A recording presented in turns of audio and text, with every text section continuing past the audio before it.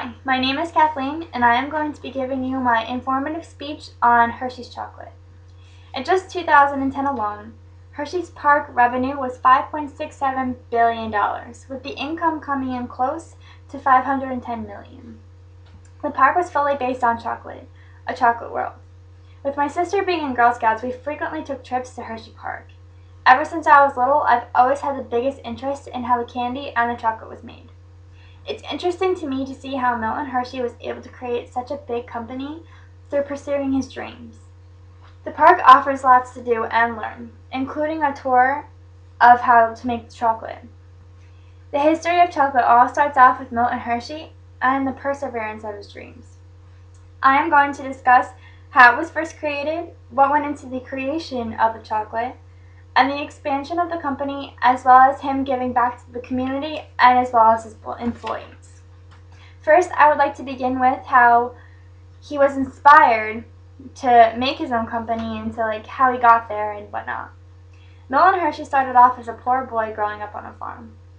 He dropped out of school at age 12 to have an apprenticeship as a printer, but he hated the job so much that he quit and ended up working a job as a candy maker, which made him attempt to want to start his own company in 1876. Unfortunately, his first 2 attempts to make his own company had failed, but he kept trying. He had decided from that point on to move forward and work in a different candy shop, which taught him how to make caramel. It basically started off all his worries to get where he was going. After exploring business opportunities to make his own company, he had decided that he wanted to experiment. Well, on one of his trips, he learned by adding fresh milk to caramel would make them chewier and creamier. This was when he started to experiment. He started working in the Lancaster Caramel Company. He would put chocolate over the caramel and decided that it would be a good thing.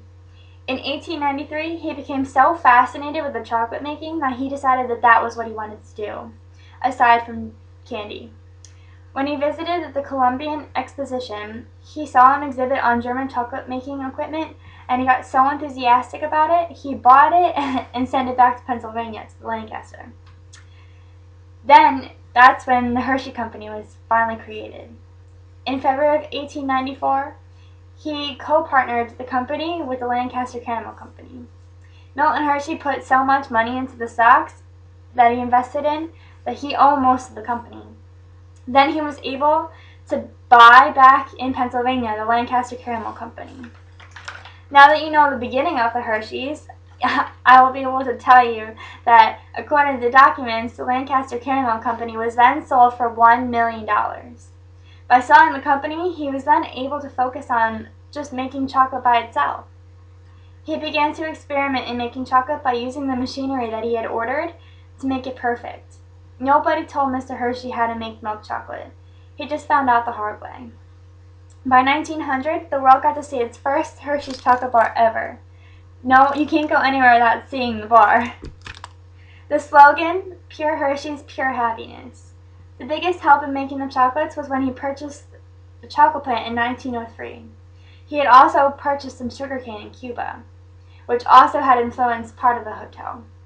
Following in 1907, the Hershey Kiss was then created. The Hershey Kiss started off being individually wrapped and was an extremely big hit. It was a lot like the Sweetheart candy, but the Sweetheart candy didn't take off as fast as the Hershey Kiss did. The way that they were created, the chocolate would fall onto the conveyor belt and be cooled quickly to keep its shape so it wouldn't melt. Then after a decade of them being made, he also added in almonds, caramel, and dark chocolate to make a lot more selling. Hershey Park then opened in 1907 as well. Milton Hershey believes that his employees couldn't have all work and no play. He wanted them to be happy. Happy employees, happy owner. It included a swimming pool, a zoo, and a bowling alley. The park expanded rapidly, adding in roller coasters and a lot of attractions. This made Hershey Park blow up and everyone wanted to come visit. Even today, there are many different wide varieties of Hershey's chocolate available, and it's one of the biggest well-known brands known. The greatest part was his contribution to the rest of the community and his employees. During the Great Depression, Milton embarked on a project to keep the townspeople employed. This became known as Hotel Hershey. He wanted to build a whole entire town based on chocolate. He not only built the hotel there, but he also built homes for his employees. It was important to him that they had a place of their own, that they were self-reliant on themselves. And he also built a school for orphan boys. He did a lot of contributions to the rest of the community, as well as the rest of the chocolate factory. He's a very smart man. He also built the Cocoa House, which was based on Cocoa and Chocolate Avenue in the town. The Cocoa House had a bank and some stores for the community to shop in. The community center was next, and then before Hershey's building factory was even completely finished, he built the trolley system, which was able to transport milk in and out. Many of their products include the Hershey's Milk Chocolate Bar, Mr. Good Bar, Hershey's Chocolate Syrup, Reese's Pieces, the Kit Kat, and the Crackle Bar. He decided to end up settling in his hometown because it was close to a water system, and he was also able to transport milk and get everything that he needed in order to make the chocolate. During World War II, Hershey's made the soldiers candy bars that would suit their needs. They made just the right formula to the point where they wouldn't be tempted to eat the bar, but they would have it just in case of emergencies, in case they ran out of food. They were called field ration D bars. Now you can find Hershey stores in many locations, including Times Square and Niagara Falls. There is not only a Hershey's Hotel as well as the park, there is also a Hershey's Sports Arena and the spa at Hotel Hershey, and the country club, which is actually located in Milton Hershey's mansion. His legacy still lives on with the company and the community, that when he died, he left his fortune to fund the school, Milton Hershey School, because he wanted to give back to the community.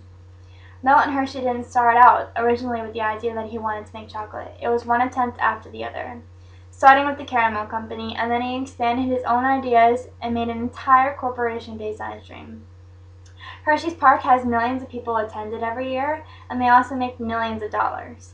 You can't go anywhere now without seeing Hershey's chocolate bars or candy, nor will you ever meet someone that hasn't had a candy bar ever. Starting off as a poor boy and becoming a legacy through his interest in chocolate making, his successes were very big, and his expansion, he'll always be known because the town will always be there. I quote, "Give them quality, that's the best kind of advertising," said by Mr. Milton Hershey.